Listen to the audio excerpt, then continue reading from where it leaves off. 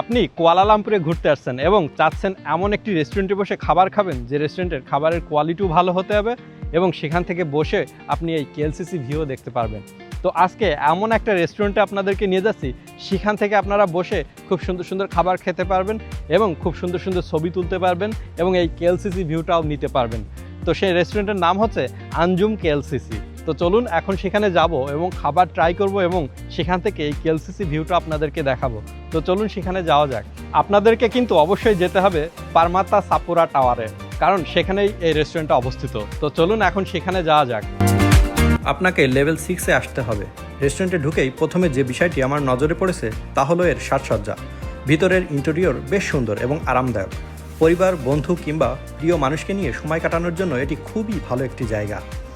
স্টাফদের ব্যবহারও আমার কাছে বেশ ভালো লেগেছে। আমি কিন্তু ইতিমধ্যে চলে এসেছি সেই রেস্টুরেন্টে। তো দেখতে পাচ্ছেন আমার পিছনে কিন্তু সেই সুন্দর কেএলসিসি ভিউটা আপনি দেখতে পাচ্ছেন এবং এই সাইডে রেস্টুরেন্টটা আসলে এক কথায় অসাধারণ। আপনি যদি ডে টাইমে আসেন একটা অন্যরকম ফিল পাবেন, রাতের বেলা আসলে আর এক রকম ফিল পাবেন এবং এখানে ছবি ওঠানোর জন্য খুব সুন্দর সুন্দর প্লেস আছে। তো আসলেই রেস্টুরেন্টটা এক কথায় দারুণ।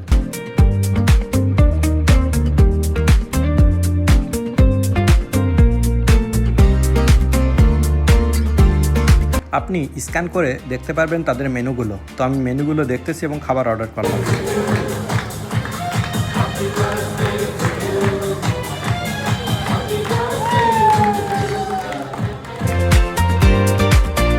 খাবার আসার অপেক্ষায় আমি চারপাশ একটু ঘুরে দেখছি।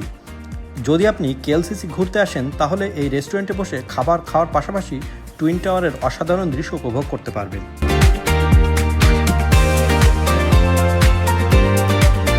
অবশেষে আমার খাবার চলে এসেছে। প্রথম দেখাতেই খাবারটি বেশ আকর্ষণীয় লেগেছে, পরিবেশনও সুন্দর।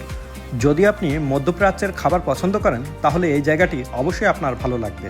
আর যদি আগে কখনো আরবিয়ান খাবার না খেয়ে থাকেন তাহলে একবার ট্রাই করে দেখতে পারেন, নতুন একটি অভিজ্ঞতা হবে। আজকের ভিডিওটি আপনাদের কাছে কেমন লেগেছে অবশ্যই কিন্তু কমেন্ট করে আমাকে জানাবেন। আর আপনারা পরবর্তীতে মালয়েশিয়ার কোন জায়গার ভিডিও দেখতে চান সেটি অবশ্যই কমেন্ট করে জানাতে পারেন। ধন্যবাদ সবাইকে। দেখা হবে নতুন কোনো ভিডিওতে। আল্লাহ হাফেজ।